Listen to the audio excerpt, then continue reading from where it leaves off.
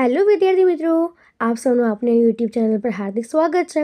તો આજે હું તમારા માટે લઈને આવી ગઈ છું ધોરણ 10 વિષય સામાજિક વિજ્ઞાન પાઠ 12 ભારત ખનિજ અને શક્તિના સંસાધનો ની સ્વ અધ્યયન પોથીના તમામ પ્રશ્નોના ઉત્તરોની સમજૂતી.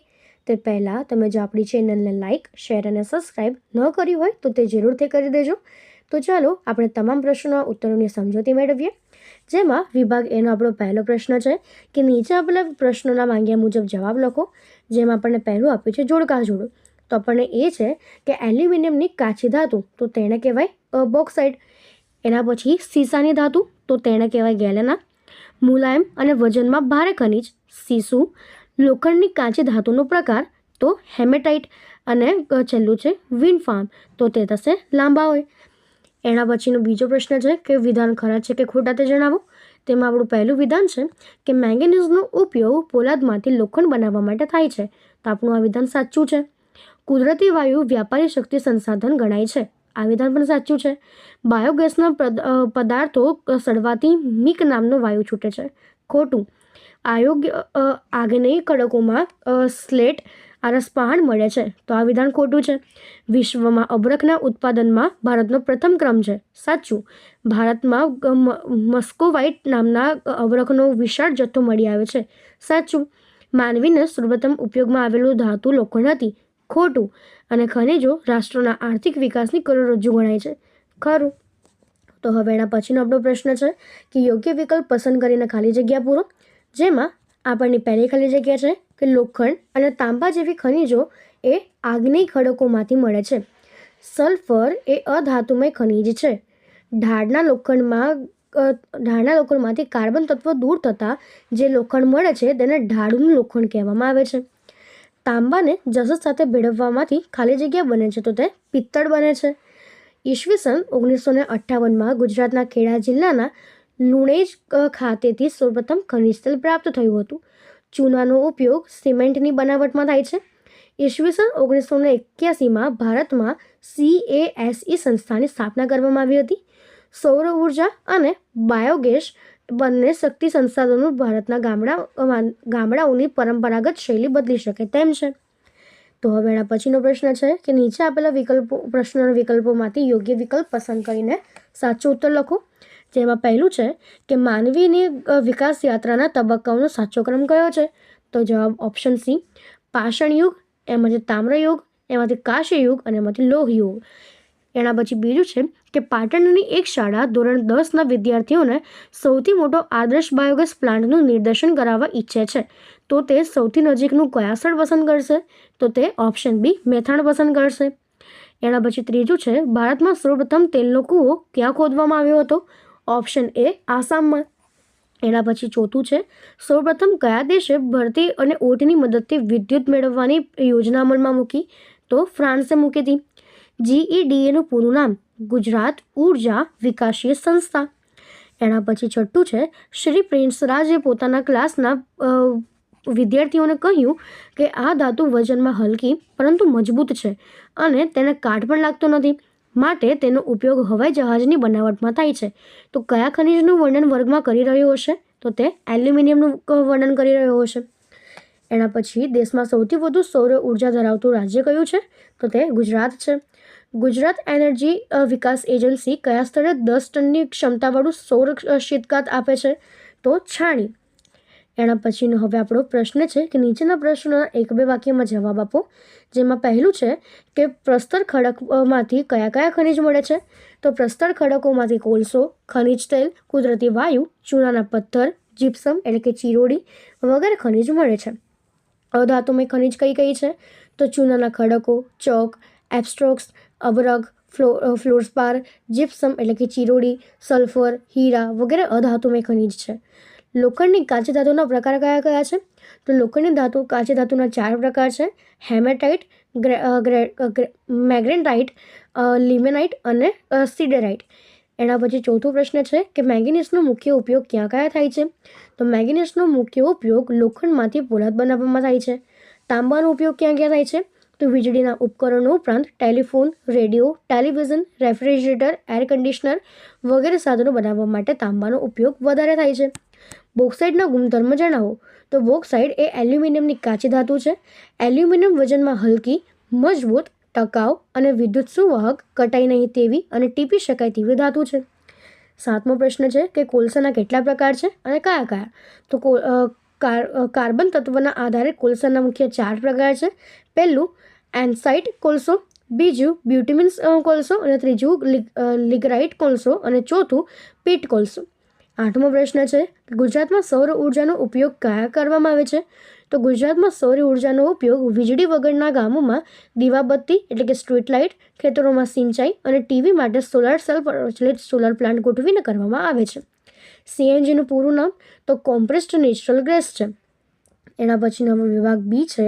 એમાં પ્રશ્ન છે કે નીચે આપેલા પ્રશ્નોના આધારે 15 થી 35 શબ્દોમાં જવાબ લખો. તો આપણો પહેલો પ્રશ્ન છે કે સંકલ્પના લખો.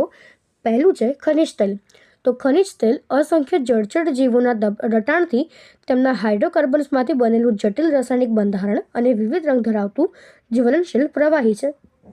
બીજું છે ખનિજ. તો કુદરતી કાર્બનિક અને અકાર્બનિક ક્રિયાઓથી તૈયાર થયેલા અમુક ચોક્કસ રાસાયણિક બંધારણ અને વિશિષ્ટ અણુરચના ધરાવતા ઘન, પ્રવાહી કે વાયુ સ્વરૂપના પદાર્થને ખનિજ કહેવામાં આવે છે. ઢાળનું લોખંડ. તો લોખંડની કાચી ધાતુઓના હેમેટાઇટ, ગ્રેમેટાઇટ, મેગ્નેટાઇટ, લિમોનાઇટ અને સ્ટીડરાઇટ એમ 4 પ્રકાર છે. આ ખનિજોનું પહેલાં લોખંડના ઓક્સાઇડમાં રૂપાંતર કરીને મોટી વાતભટ્ટીમાં કોક અને ચૂના સાથે ગળાવવામાં આવતા તેમાંથી જે લોખંડ મળે છે તે ગાઢનું લોખંડ કહેવાય છે. એના પછી બીજો પ્રશ્ન છે કે લોખંડના ઉપયોગ જણાવો. તો લોખંડના ઉપયોગ ટાંકણીથી માંડીને મોટા યંત્ર સામગ્રી, મોટરગાડી, જહાજ, રેલવે, પુલો, મકાનો, સંરક્ષણ શસ્ત્રો વગેરે બનાવવા માટે લોખંડના મોટા પાયે ઉપયોગ થાય છે. એના પછી છે બોક્સાઇટનો ઉપયોગ જણાવો. તો બોક્સાઇટ એલ્યુમિનિયમની કાચી ધાતુ છે.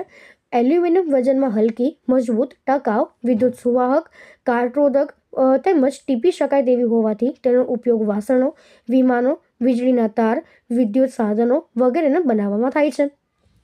એના પછી ચોથું છે કે આજે પરંપરાગત ઉર્જા શક્તિનો ઉપયોગ શા માટે વધ્યો છે? આજે પરંપરાગત ઉર્જા શક્તિનો ઉપયોગ વધ્યો છે કારણ કે વસ્તી વધારો, ઔદ્યોગિક વિકાસ, શહેરીકરણ અને પરિવહન સાધનોની વસ્તીની સંખ્યાને કારણે ઉર્જાની માંગ ઘણી વધી છે.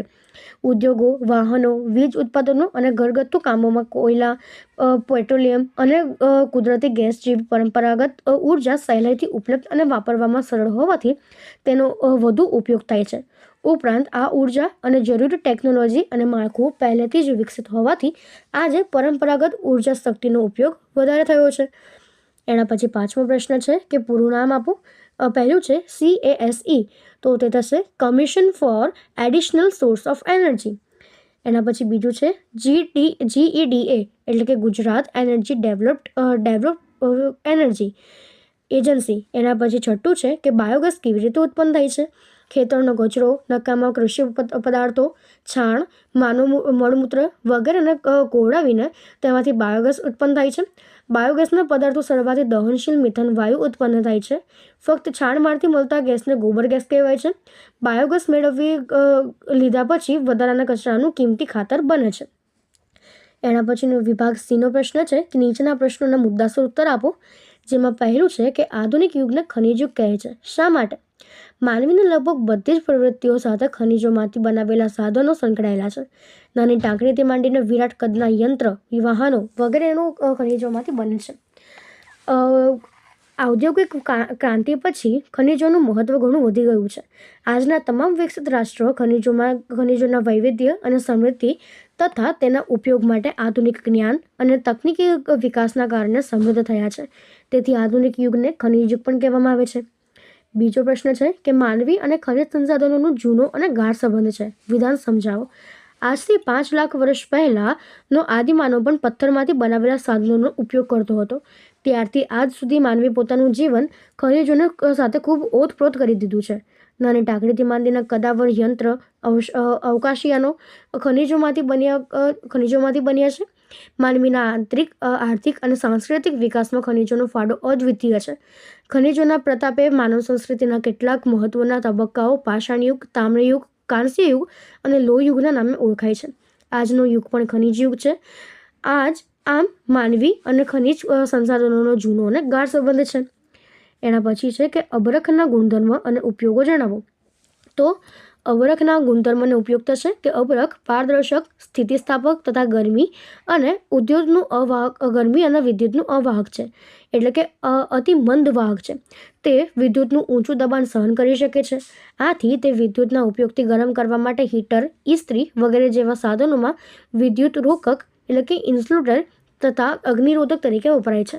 આ ઉપરાંત તે અન્ય વીજ સાધનો, રેડિયો, ટેલિફોન, વિમાન, મોટર, ગ્રામફોન, ધ્વનિશોષક પડદા વગેરેમાં વપરાય છે.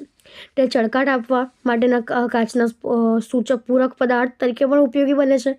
ભારતમાં બિહાર, ઝારખંડ, આંધ્રપ્રદેશ અને રાજસ્થાન અબરખના ઉત્પાદનમાં મુખ્ય રાજ્યો છે. આ ઉપરાંત કર્ણાટક, પશ્ચિમ બંગાળ અને તમિલનાડુમાંથી પણ અબરખ મળી આવે છે.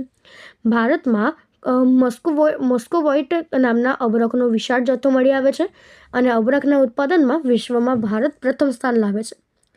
એના પછીનો પ્રશ્ન છે કે સીસાનો ઉપયોગ જણાવો. તો શીશાનું મુખ્ય ખનિજ ચેલેના નામે ઓળખવામાં આવે છે.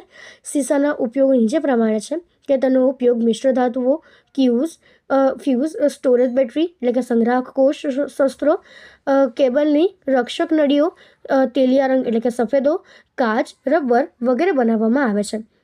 એના પછીનો 5મો પ્રશ્ન છે કે આજે પરંપરાગત ઉર્જા શક્તિનો ઉપયોગ શા માટે વધ્યો છે. તો આજે પરંપરાગત ઉર્જા શક્તિનો ઉપયોગ વધ્યો છે કારણ કે વસ્તી વધારો, ઔદ્યોગિક વિકાસ, શહેરીકરણ અને પરિવહન સાધનોની વધતી સંખ્યાના કારણે ઉર્જાની માંગ ઘણી વધી ગઈ છે. ઉદ્યોગો, વાહનો, વીજ ઉત્પાદન અને ઘરગથ્થુ કામમાં કોયલા, પેટ્રોલિયમ અને કુદરતી ગેસ જેવી પરંપરાગત ઉર્જા એ સહેલાઈથી ઉપલબ્ધ અને વાપરવામાં સરળ હોવાથી તેનો વધુ ઉપયોગ થાય છે. ઉપરાંત આ ઉર્જા માટે જરૂરી ટેકનોલોજી અને માળખું પહેલેથી જ વિકસિત હોવાથી આજે પરંપરાગત ઉર્જા શક્તિનો ઉપયોગ વધારે થયો છે. એના પછીનો આપણો પ્રશ્ન છે કે કોલસાને કાળો હીરો કહેવામાં આવે છે, કારણ આપો. તો કોલસાનો મહત્તમ ઉપયોગ એ તાપ વિદ્યુતના ઉત્પાદનમાં અને ધાતુ ગાળવાના કારખાનાઓમાં થાય છે. તે ઘરમાં રસોઈ કરવાના બર્તન તરીકે, કારખાનાઓમાં ઉર્જાના સ્ત્રોત તરીકે તથા કેટલાક ઉદ્યોગોમાં કાચા માલ તરીકે પણ વપરાય છે. તેમાંથી ડામર, એમોનિયા વાયુ, બેન્ઝોલ, એમોનિયા સલ્ફેટ, ફ્રૂડ ઓઇલ તેમજ આડ પેદાશો મળે છે અને કોક, કોલગેસ, એક્રિલ તેમજ અત્તર જેવા પદાર્થો પણ બનાવી શકાય છે. તો હવે એના પછી આમ ખનિજ કોલસાની અનેકવિધ ઉપયોગિતાને કારણે તેને કાળો હીરો કહેવામાં આવે છે. 7મો પ્રશ્ન છે કે સૌર ઉર્જાનો ઉપયોગ જણાવો. તો સૂર્ય પૃથ્વી પરની ઉર્જાનો મુખ્ય સ્ત્રોત ગણાય છે. સૂર્ય વર્ષમાં મોટાભાગના દિવસો દરમિયાન પ્રકાશિત રહે છે. સૌર ઉર્જાના કારણે સમગ્ર પૃથ્વીનું જીવારોપણ જીવંત રહે છે. તે વધુમાં વધુ વિશ્વસનીય અને પર્યાવરણને શુદ્ધ રાખનારી શક્તિ છે. સૌર ઉર્જાની ટેકનોલોજી વડે ભારતમાં વિવિધ ઉપકરણો બનાવવામાં આવ્યા છે. સૌર ઉર્જાનો ઉપયોગ કરવાથી દિશામાં પ્રયોગો કરવા દેશમાં રાષ્ટ્રીય અને રાજ્ય કક્ષાએ સંસ્થાઓ સ્થાપવામાં આવેલી છે. સૌર ઉર્જાનો ઉપયોગ કરીને રસોઈ કરવા એટલે કે સોલાર કુકર, પાણી ગરમ કરવા સોલાર હીટર, રેફ્રિજરેટર ચલાવવા અને રસ્તાની દીવાબત્તી એટલે કે સોલાર પેનલમાં કરવામાં આવે છે. ભારતમાં ગુજરાત સૌથી વધુ સૌર ઉર્જા મેળવતું રાજ્ય છે. ગુજરાત એનર્જી વિકાસ એજન્સી એટલે કે GEDA ગેડાએ વડોદરા પાસે છાણી ખાતે 10 ટનની ક્ષમતાવાળું સૌર શીતગાર આપ્યું છે. એના પછીનો 8મો પ્રશ્ન છે કે મુદ્દાસર તફાવત લખો કે કુદરતી વાયુ અને ગોબર ગેસ. તો કુદરતી વાયુમાં આપણે લખી શકીએ છીએ કે કુદરતી વાયુ ખનિજ તેલમાંથી કુદરતી રીતે છૂટો પડેલો વાયુ છે. તે એક પરંપરાગત ઉર્જા સ્ત્રોત છે. તે ખલાસ થઈ ગયા પછી તેનું નવીનીકરણ થઈ શકતું નથી. તેના ઉત્પાદન એકમો બહુ મોટા હોય છે અને તેમાં કરોડો રૂપિયાનું રોકાણ કરવું પડે છે. તેનો ઉપયોગ વેપારી ધોરણે થાય છે. તે વિદ્યુતનું ઉત્પાદન કરવા, રાસાયણિક ખાતરો બનાવવા અને વાહનો અને કારખાનાઓમાં ચલાવવા તથા ઘરમાં બળતણ તરીકે વપરાય છે. જ્યારે ગોબર ગેસ તો તે છાણને બેક્ટેરિયામાંથી મદદથી ખોડાવીને તેમાંથી મળતો વાયુ છે. તે એક બિનપરંપરાગત ઉર્જા સ્ત્રોત છે. તે ખલાસ થઈ ગયા પછી નવેસરથી બનાવી શકાય છે. તેના ઉત્પાદન એકમો ઘણા નાના હોય છે અને તેમાં ઘણી ઓછી મૂડીરોકાણ કરવી પડે છે. તેનો ઉપયોગ બિનવ્યાપારી ધોરણે થાય છે અને તેનો ઉપયોગ મુખ્યત્વે ઘરગથ્થુ બળતણ તરીકે થાય છે. તો હવે એના પછીનો આપણો તફાવત છે કે પરંપરાગત શક્તિ અને સંસાધન અને બિનપરંપરાગત શક્તિ સંસાધન. તો પરંપરાગતમાં આપણે લખી શકીએ કે જે શક્તિ સંસાધન એકવાર વપરાઈ ગયા પછી પુનઃ ઉપયોગમાં લઈ શકાતા નથી અથવા તેને ફરીથી બનાવી શકાતા નથી કે નજીકના ભવિષ્યમાં તેનું પુનર્નિર્માણ અશક્ય છે તેને પરંપરાગત શક્તિ સંસાધન કહેવાય. અને જે શક્તિ સંસાધન પોતાની મેળે જ ચોક્કસ સમયમાં વપરાશી હિસ્સાની પૂર્તિ કરે છે અથવા તે અખૂટ હોય છે તેને બિનપરંપરાગત શક્તિ સંસાધન કહેવામાં આવે છે. પરંપરાગતના ઉદાહરણ થશે કે ખનિજ કોલસો, પેટ્રોલિયમ, કુદરતી વાયુ વગેરે. જ્યારે બિનપરંપરાગતના ઉદાહરણ થશે સૌર ઉર્જા, જળ ઉર્જા, પવન ઉર્જા વગેરે. એના પછીનો આપણો વિભાગ ડીનો પહેલો પ્રશ્ન છે કે પ્રશ્નોના મુદ્દાસર ઉત્તર લખો. જેમાં આપણો પહેલો પ્રશ્ન છે કે ખનિજ તેલ વિશે વિસ્તારપૂર્વક માહિતી આપો. તો ખનિજ તેલ પરંપરાગત કે વ્યાપારી શક્તિ સંસાધન ગણાય છે. તે પુનઃ અપ્રાપ્ય શક્તિ સંસાધન છે. ખનિજ તેલની ઉત્પત્તિ તે પ્રસ્તર ખડકોમાંથી મળે છે. આજથી કરોડો વર્ષ પહેલાં પૃથ્વી પરના પ્રાણીઓ ભૂગર્ભમાં દટાયા અને તેમનું હાઇડ્રોકાર્બન્સમાં રૂપાંતર થયું. તે સ્વરૂપ લગભગ પ્રવાહી કે વાયુ સ્વરૂપનું હતું. આવા કેટલાક ખનિજ તેલ અને કુદરતી વાયુયુક્ત સ્તરો ભૂસંચલનના કારણે સમુદ્રમાંથી બહાર ઉંચકાઈ આવ્યા તો કેટલાક સમુદ્રના તળિયે જ રહી ગયા. ખનિજ તેલની પ્રાપ્તિ ઈસવીસન 1866માં ભારતમાં અસમ ખનિજ તેલ શોધવાનો કૂવો ખોદવામાં આવ્યો હતો. તેમાં સફળતા મળતા દેશમાં ખનિજ તેલના ભંડાર શોધવાના સક્રિય પ્રયત્નો શરૂ થયા. આજે ભારતમાં મુખ્યત્વે ખંભાતના અખાત, અરબના સાગર, બોમ્બે હાઈ, ગુજરાત અને અસમમાંથી તથા થોડા પ્રમાણમાં આંધ્રપ્રદેશ, તમિલનાડુ અને અરુણાચલ પ્રદેશના વિસ્તારમાંથી ખનિજ તેલ મેળવવામાં આવે છે. ખનિજ તેલના ભંડારોમાં વિભાગો. તો ભારતના ખનિજ તેલના ભંડારોને 5 વિભાગમાં વહેંચવામાં આવે છે.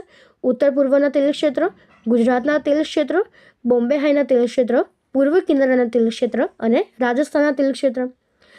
ખનિજ તેલોના ઉપયોગો. તો ખનિજ તેલ પરિવહન તેમજ ઉદ્યોગોમાં યાંત્રિક સાધનોમાં સંચાલન, બળ કે બળતણ તરીકે વપરાય છે.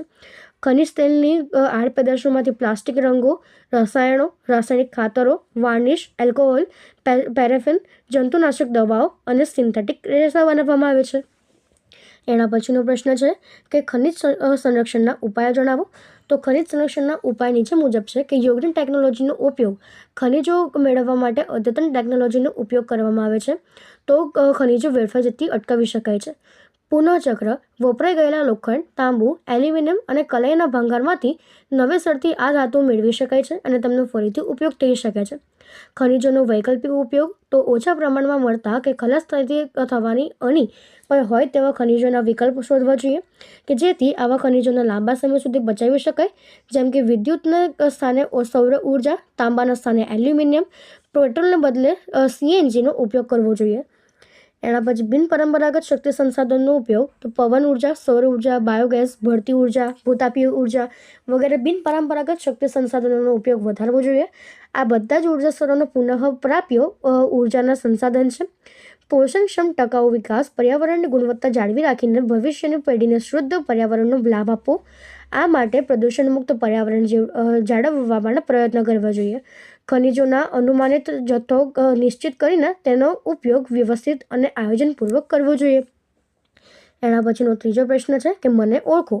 પહેલું છે હું વજનમાં હલકી, મજબૂત, ટકાઉ, વિદ્યુત સુવાહક, કાટ પ્રતિરોધક તેમજ સહેલાઈથી ટીપી શકાય તેવી ધાતુ છું તો એલ્યુમિનિયમ છે. એના પછી છે કે હું સસ્તું, મજબૂત અને ટકાઉ છું તથા અન્ય ધાતુઓ સાથે ભળી જવાથી ગુણ પણ ધરાવું છું તો તે લોખંડ હશે. એના પછી ત્રીજું છે કે મારા મિશ્રણથી પોલાદના પાટા અને સળિયામાં સ્થિતિસ્થાપક તથા મજબૂતાઈ આવે છે તો મેંગેનીઝ. એના પછી હું મુલાયમ અને વજનમાં ભારે છું તથા મને બધા ગેલેના પણ કહે છે તો તે સીસુ. એના પછીનો હવે ચોથો પ્રશ્ન છે કે ભારતમાં રેખાંકિત કક્ષાના વિભાગો નીચેની યોગ્ય સંજ્ઞા વડે દર્શાવો. તેમાં પણ આપ્યું છે લોખંડ પોલાદના ક્ષેત્ર, એટલે એના પછી છે મેંગેનીઝ ઉત્પાદનના ક્ષેત્ર, તાંબુ ઉત્પાદન ક્ષેત્ર, કોલસો ઉત્પાદન અને ક્ષેત્ર. તો આપણે કર્ણાટક, ઝારખંડ, ઓડિશા, છત્તીસગઢને દર્શાવવાનું છે. તો તેને આપણે દર્શાવી શકીએ કે અહીં જે આ તાંબુ છે તે આવશે એટલે કે ઝારખંડ આવશે. અહીંયા છત્તીસગઢ જે કોલસાનું ઉત્પાદન કરશે અને અહીંયા મેંગેનીઝ આવશે જે ઓડિશાનું ઉત્પાદન કરશે અને સૌથી નીચે કર્ણાટક આવશે જે લોખંડનું ઉત્પાદન કરશે. તો આપણે આ રીતે તેના નકશામાં દર્શાવી શકીએ છીએ. તો અહીં આપણા તમામ પ્રશ્નો પૂર્ણ થાય છે. જો તમને આમાં કોઈ પણ ડાઉટ હોય તો તમે તે કોમેન્ટ સેક્શનમાં જરૂરથી જણાવી શકો છો અને આપણી ચેનલને લાઇક, શેર અને સબસ્ક્રાઈબ જરૂરથી કરી દેજો. Thank you.